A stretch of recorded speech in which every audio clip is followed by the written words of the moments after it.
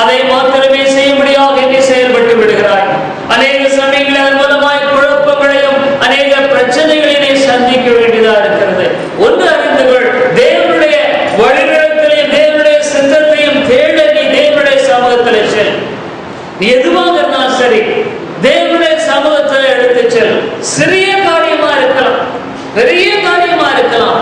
ஆண்டவரே, நான் என்ன செய்ய சித்தமாக இருக்கிறேன், நான் இதை செய்யவா? ஆண்டவர் நம்முடைய வழிநடத்தல்களை ஆச்சரியமாக நமக்கு கொடுக்கிறவராக இருக்கிறார். நீங்க ஒருவேளை கேட்கலாம், என்னுடைய வாழ்க்கையில ஆண்டவருடைய வழிநடத்துதலை நான் எப்படி செய்கிறேன்? நான் இதை குறித்து ஒரு தெளிவான பிரசங்கம் சில ஆண்டுகளுக்கு முன்பாக செய்ததை நினைவிருக்கிறது. தேவனுடைய சித்தத்தை அறிவது எப்படி? என்னுடைய வாழ்க்கையில நான் செய்யப்படியான காரியம் என்னவென்றால், முதலாவது தேவனுடைய சமூகத்தில் அதை எடுத்துச் செல்கிறேன். ஆண்டவரே, இவ்விதமான ஒரு காரியமா இருக்கிறது, இதை செய்யப்படியான காரியத்தை குறித்து நான் செய்வதா இல்லையா என்பதை குறித்து நீர் எனக்கு தெளிவை தாரும், எனக்கு வழிநடத்தலை தாரும், எனக்கு ஒத்தாசை தாரும் என்று அவருடைய சமூகத்தில் எடுத்து சென்று காத்திருக்கும்படியாக அவருடைய சமூகத்தில் வரும் பொழுது தேவன் அநேக சமயங்களில் இடைப்படுகிறார். சில சமயங்களில் ஆண்டவரே உமக்கு சித்தமானால், சித்தமில்லை என்றால் இந்த காரியத்தை நீர் எடுத்து போடும், உமக்கு சித்தமில்லை என்றால் இந்த காரியத்தை நீர் அடைப்பட்டு போடும், தடை பண்ணி போடும். அநேக சமயங்களில் என்னுடைய வாழ்க்கையில தேவனுடைய சமூகத்தில் ஜெபித்த பொழுது அவருடைய சித்தமில்லை என்றால் அவர் எடுத்து போடுகிறதை பார்த்திருக்கிறேன், அல்லது அதை தடை செய்யும்படியான காரியத்தை பார்த்திருக்கிறேன். சில சமயங்களில் தேவனுடைய சமூகத்தில் காத்திருக்கும் பொழுது ஆண்டவரே நமக்கு சித்தமான வழிகளை திறந்திரணும், வாய்ப்புகளை திறந்திரணும், அவருடைய சித்தமானால் அவிதமான காரியங்களை அவர் வழிநடத்துகிறதை பார்க்கிறேன். சில சமயங்களில் வேதங்களை வாசிக்கும் பொழுது அவருடைய வார்த்தை மூலமாக தெளிவாக தேவன் தாமே இதுவே என்னுடைய சித்தம் என்பதை நம்முடைய வார்த்தை மூலமாய் பேசுகிறதை அறிந்திருக்கிறேன். நான் ஜெபித்து வேதத்தை திறந்து வசனங்களை பார்ப்பதில்லை. தேவ ஆவியானவர் நம்மோடு கூட பேசுகிற ஒரு தேவன், இவர் ஜீவனுள்ள ஆண்டவர்.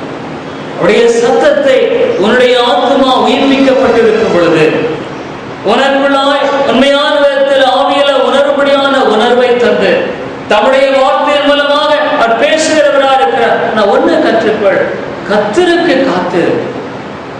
அநேக சமயங்களில் உன்னை நினைச்ச உடனே செய்யணும்னு நினைக்கிறேன், அதை தேவனுடைய சமூகத்தில் கொண்டு வருவதில்லை. ஆனா தேவனுக்கு காத்திரு. நீ நினைக்கிற ஒருவேளை காத்திருந்தா நான் அதை இழந்து போவேனோ? இல்லவே இல்லைங்க. தேவனுடைய சமூகத்துல ஒரு காரியத்தை கொண்டு வந்து நீ வைத்து காத்திருக்கிற வேளையில தேவன் அவருடைய காரியத்தை அருமையாய் நேர்த்தியாய் ஏற்ற வேளையில செய்வார். அதோடு கூட வேதனையை கூட்ட மாட்டார். நாம பழைய பாட்டுல பார்க்கிறோம், இஸ்ரவேல் மக்கள் அவர்கள் விருந்தினதை இச்சித்தார்கள், அதை பெற்றுக்கொண்டார்கள். ஆனா அதோடு கூட வேதனையை கூட்டுகிறதை பார்க்கிறோம். ஆனா தேவன் கொடுக்கிற ஆசீர்வாதத்தோடு வேதனையை கூட்ட மாட்டார். சமூகத்துல ஒரு நல்ல ஆவிக்குரிய வாழ்க்கையின் வளர்ச்சிக்கு தேவை ஆண்டவருடைய சமூகத்துல எதுவாக இருந்தாலும் எடுத்துச்சு, எதுவாக இருந்தாலும் சரி உடைய சமூகத்துல அவருடைய சமூகத்தில் அவருடைய இருதயத்தை ஊற்றிவிடு. சங்கீதக்காரன் தான் சொல்றார், அவருடைய சமூகத்துல இருதயத்தை ஊற்றிவிடு, அவர் செவி கொடுப்பார். அது மாத்திரமல்ல, கர்த்தருக்கு காத்திரு.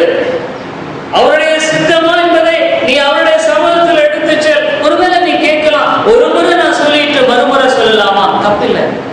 என்ன கேட்டா அதை தேவனிடத்தில் நினைவுபடுத்துகிறோம். ஆண்டவராக இயேசுவும் கூட 3 முறை போய் அந்த கெத்செமனே தோட்டத்தில் ஜெபிக்கிறதை பார்க்கிறோம். என்னுடைய வாழ்க்கையில தேவனிடத்துல போக கற்றுக்கொள். எவ்வளவுதான் இதுவா இருந்தாலும் சரி, இந்த சூத்திரத்தை உடைய வாழ்க்கையில விட்டு விடாது. இந்த சூத்திரத்தை உடைய வாழ்க்கையில விட்டு விலகி விடாத. எதுவாக இருந்தாலும் சரி தேவனுடைய சமூகத்தில் எடுத்து செல்.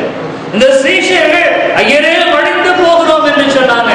ஐயோ இந்த மாதிரி சூழ்நிலையில ஆனா இயேசுவினிடத்துல போனார்கள். உன்னுடைய சத்தத்தை கேட்கக்கூடாதபடிக்கு அவருடைய நித்திரை இல்லை. உன்னுடைய சத்தத்தை கேட்கக்கூடாதபடிக்கு அவர் அமைதியாக இருந்து விடுகிறவர் அல்ல.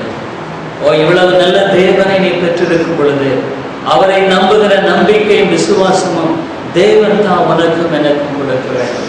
இந்த உலகமானது ஒரு வனாந்திர பாதை, தெரிந்து கொள்ளுங்கள். இந்த உலகமானது, இந்த கப்பல் எவ்விதமாக அங்கே தடுமாறுகிறதோ, இந்த சிறு படகு புயலினால் தடுமாறுகிறது. அங்கே வாழ்க்கை என்பது மிக கடினமான காரியம் என்பதை விளங்கிக் கொள்ளுங்கள். இந்த சீஷர்கள் பிரயாணம் பண்ணுவது ஒரு சிறிய படகு. ஆனா சுழல் காற்று என்று சொல்லும் பொழுது அந்த சிறிய படகானது மொத்தமாக சுழற்றி அப்படியே முழுகடித்து விடும். அது அழிந்து போகத்தக்கதான நிலையில தான் இந்த சீஷர்கள் கதறுகிறார்கள். அநேக ஆண்டுகளாக கடலில் அனுபவப்பட்ட இவர்கள், ஆனாலும் கூட இந்த சூழ்நிலையில அவள் தப்பிப்பது என்பது கூடாத காரியம் என்றதுனாலதான் அவள் விதமாய் கதறுகிறார்கள். வாழ்க்கையை நீங்க மறைவாக விடாதீங்க. வாழ்க்கை என்பது கடுமையான புயலை சந்திக்கும்படியான காரியம். அநேக சமயங்களில் வாழ்க்கை என்பது நாம் நினைக்கும்படியான ஒரு அமைதியான சூழ்நிலையில கடந்து போகிற ஒரு காரியம் அல்ல. ஆனா ஒன்றை அறிந்து கொள், இந்த வாழ்க்கையை இயேசு இல்லாமல் நீ பிரயாணம் பண்ணுவதை போல ஒரு வாழ்க்கையில ஏமாற்றத்துக்கு வழிநடத்தக்கூடிய காரியம் எதுவுமே இல்லை.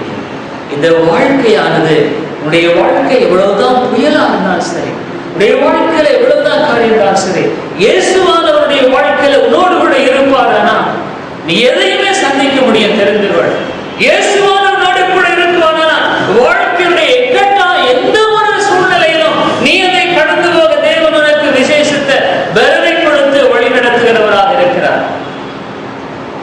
ஆனா இயேசு இல்லாத வாழ்க்கையை பிரயாணம் பண்ணுவதை போல ஆபத்தான பிரயாணம் வேற எதுவும் இல்லைங்க. உன்னுடைய வாழ்க்கையில தேவனை நோக்கி ஜெபிக்க அறியாதபடிக்கு வாழ்வதை போல ஆபத்தான வாழ்க்கை எதுவும் இல்லை. உனக்கு பாதுகாப்பு இல்லை. ஒருவேளை நீ பெற்றிருக்கிற எதுவா இருந்தாலும் சரி, நீ பெற்றிருக்கிற ஆரோக்கியமா இருக்கலாம், நீ பெற்றிருக்கிற பணமா இருக்கலாம், நீ பெற்றிருக்கிற படிப்பா இருக்கலாம், நீ பெற்றிருக்கிற ஞானமா இருக்கலாம், எதுவாக இருந்தாலும் சரி உன்னை பாதுகாக்காது. ஆனா இயேசுவானவருடைய வாழ்க்கையில உன்னை பாதுகாக்க போதுமானவர்.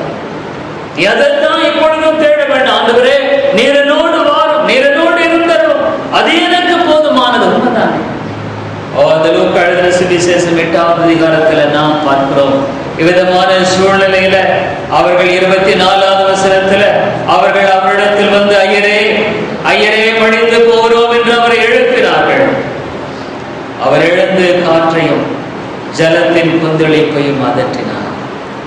காற்றையும் ஜலத்தின் கொந்தளிப்பையும் அதற்றினார். இந்த வேதத்துல இயற்கையை கட்டுப்படுத்துகிற வல்லமையுள்ள தேவனை பார்க்கிறோம். இந்த சீஷர்கள் இவ்விதமாக ஆண்டவராகிய இயேசுவை அவர்கள் பார்க்கவில்லை. அந்த 25ஆவது வசனத்துல அவர்கள் பயந்து ஆச்சரியப்பட்டு, இவர் யாரோ காற்றுக்கும் ஜலத்துக்கும் கட்டளையிடுகிறார், அவைகளும் இவருக்கு கீழ்ப்படுகிறது என்று ஒருவரோடு ஒருவர் சொல்லிக் கொண்டார்கள்.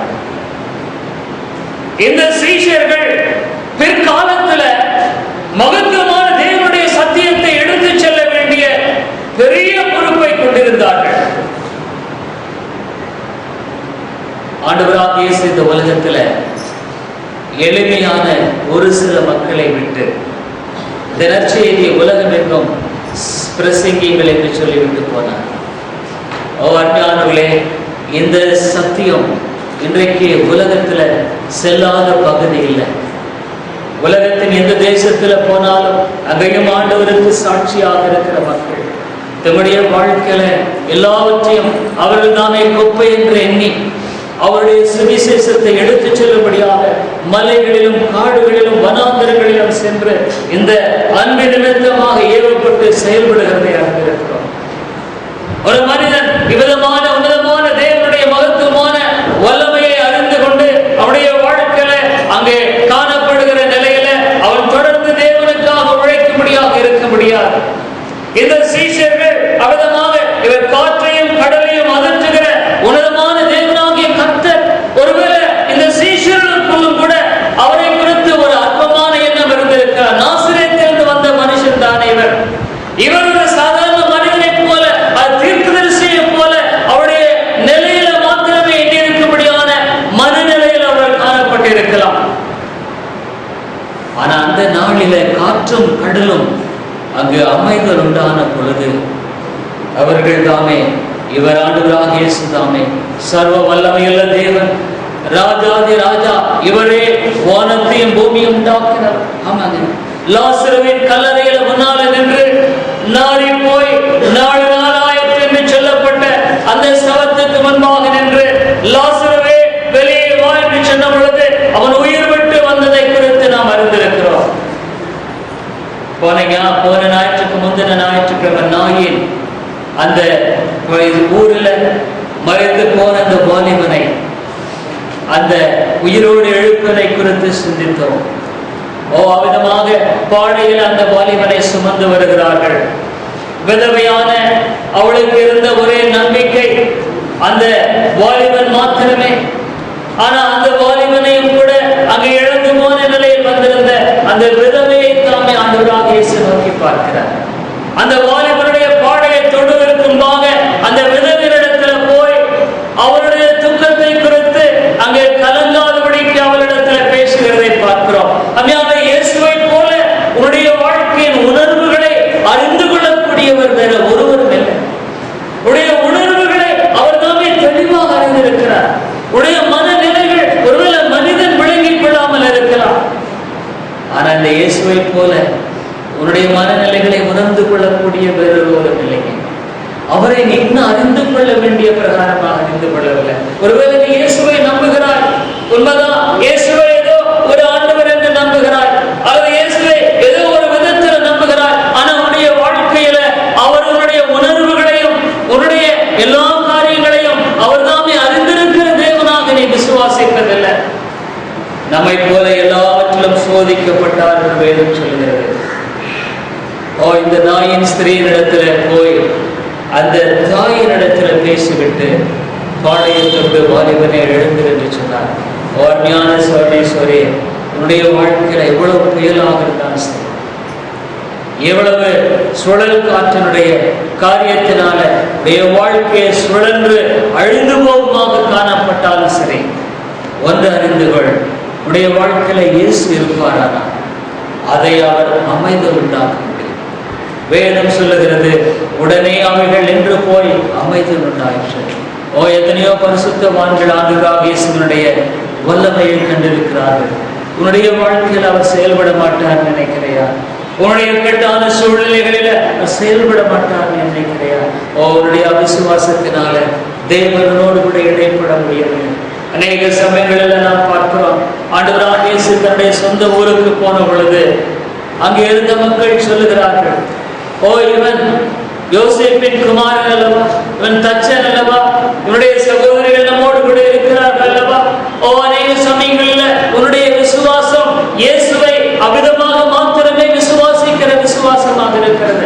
ஆனா அவரே ஆண்டவர், அவரே சர்வத்தை உண்டாக்கிறவர், அவரே என்னுடைய வாழ்க்கையை நிர்ணயித்திருக்கிறவர், அவரே சகலத்தை ஆளுகை செய்கிறவர் என்று அவர் சர்வ ஏகாதிபத்தியத்தின் தேவனாக நீ விசுவாசிப்பதில்லை.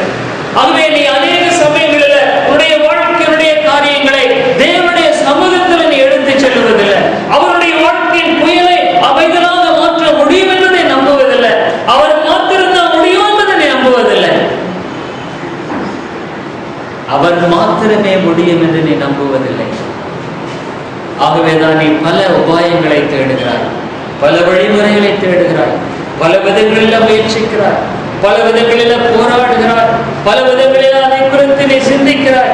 ஆனா அவர் மாத்திரமே முடியும், வேறொருவரால் முடியாது என்பதை ஆழமாக நீ உணர்ந்திருப்பாய். ஆனா இவளெல்லாவற்றையும் விட்டுட்டு அவரை மாத்திரம் பற்றிக் கொள்வாய். அவரை நோக்கி பார்த்து வெட்கப்பட்டு போகாதிருந்தார். இவ்வளவு உன்னதமான ரட்சகர், இவ்வளவு உன்னதமான மீட்பர் உடைய வாழ்க்கையின் புயலை அமிழ்த்துகிறவராக இருக்கிறார். இன்னொரு பகுதியில இவரை போல தாழ்மையானவர் வருவதற்கு யோவான் எழுதின சுவிசேஷத்துல